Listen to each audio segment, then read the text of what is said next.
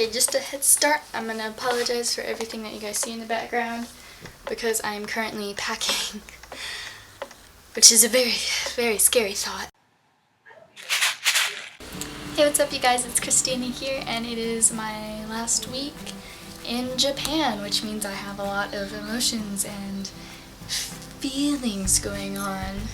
And I would just like to share my experience with you because this is what this vlog is about, sharing my experiences so that other people know or have kind of a heads up of what to expect. Recently in the United States we've had a lot of trouble. I'm not trying to get political. It is a bit scary because I've been used to how safe Japan is for almost a year now, so I'm used to being safe no matter where I go, and once I go back I'm going to have to get into that mindset again. I'm not even supposed to walk at night. I'm supposed to make sure I lock absolutely everything. I have to make sure I have keys or something with me always when I'm walking, or have someone next to me. Here's a little story to just show you how safe Japan is, because it's ridiculously safe. During exchange, I went to Miyakojima, which is in Okinawa, with my third host family. We took a plane from Tokyo to Miyakojima. We had this giant cart full of our luggage on it whenever we got back to Tokyo. A computer case. It had like all of the valuables on it, and we were all really hungry, really tired. We just wanted to get something to eat and just like chill for a second, but we had all this luggage. We found this restaurant and we decided to eat at this place. My host parents were like, okay, we'll just leave the cart outside. There were no cart parking spaces. My host family just like left the cart outside. You know, me being from the States, you never do that. And so I was like, okay, that means that someone is definitely going to stay with the cart. Who is it? And I was just like, okay, since the kids need to eat, we're gonna go inside with probably mom, and dad's gonna stay outside and watch the luggage for a little bit. We go into the restaurant and I look around, and then my dad's over here ordering, and I'm like, wait a second, who's outside watching the luggage? And I start freaking out. I'm like, what about the luggage? And it's just, my computer is on that cart and everything. Their valuables are on that cart. All of the souvenirs that we got from Miyakojima are on that cart. But we just went to a restaurant and ate there, and it took us about like an hour. And so during the entire time I was eating, just thinking like, what if someone just takes the cart and runs off with it and I never see my computer again? My parents would kill me. In that hour, something else kind of freaked me out.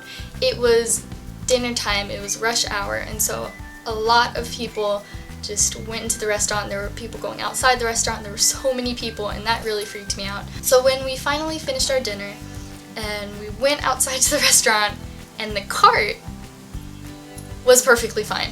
It was perfectly fine. It went untouched, and that just blew me away. But there was something different about the outside of the restaurant that kind of shocked me as well. And before we went to the restaurant, it was just our cart, which kind of freaked me out. But whenever we left the restaurant, there were at least 12 different carts lined up in a non-cart parking space right in front of the restaurant. I had no words in that moment. I was just like, wow, this is a really safe place. So when I go back to America, I think I'll be a little bit on edge, I guess. One of the emotions that I'm feeling about going back is actually kind of happy. I want to see my family again. I'm really close to my family, and so being away from them for an entire year kind of, it's not the best time. So whenever I get back, I want to see them, and I want to hug them, and all this other stuff. So, and of course my friends that I made in Texas and stuff. However, I'm also feeling really sad, I guess you could say, because I built my own life here with new family. I got a new family. I have new, really, really, really close friends, and it's just so beautiful here. I don't really want to go back. Like, I want to see all of my beloved people in Texas. I just don't want to see them in Texas. I want to see them here. So I'm feeling happy and sad and mixed emotions. I'm feeling kind of stressed but relaxed at the same time, if that makes sense. I kind of don't feel like this is my last week. I feel like it's just another week, and then I'll also be here next week, and then I'll also be here the next week. Like, it doesn't feel like I'm going home. I kind of feel shocked because, like, my sense of time has just been warped. Like, I just got here. Like, what are you talking about? It's not even December yet. What do you mean it's July? This is ridiculous.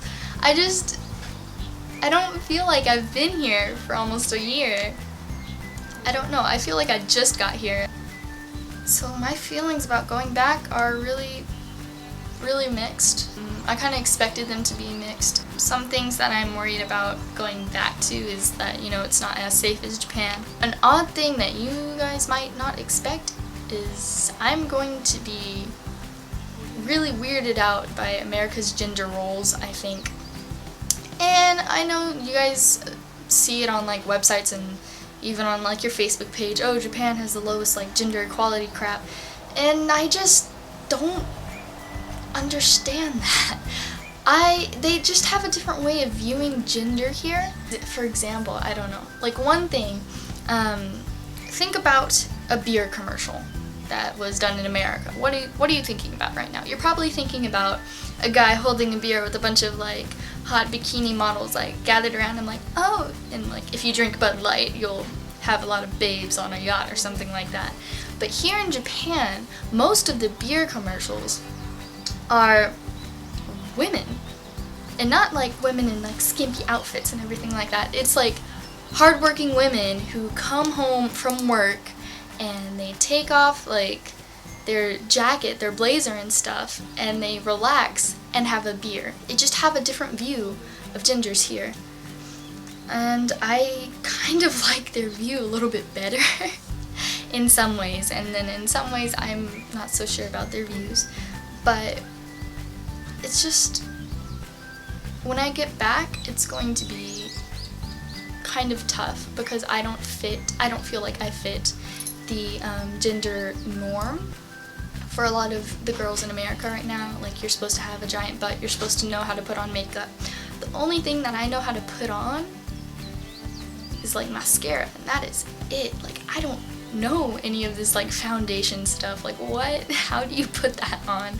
And I was just never too interested. I remember like whenever I was like 12 or something like that, I put like a butt ton of eyeliner on and I looked like a panda.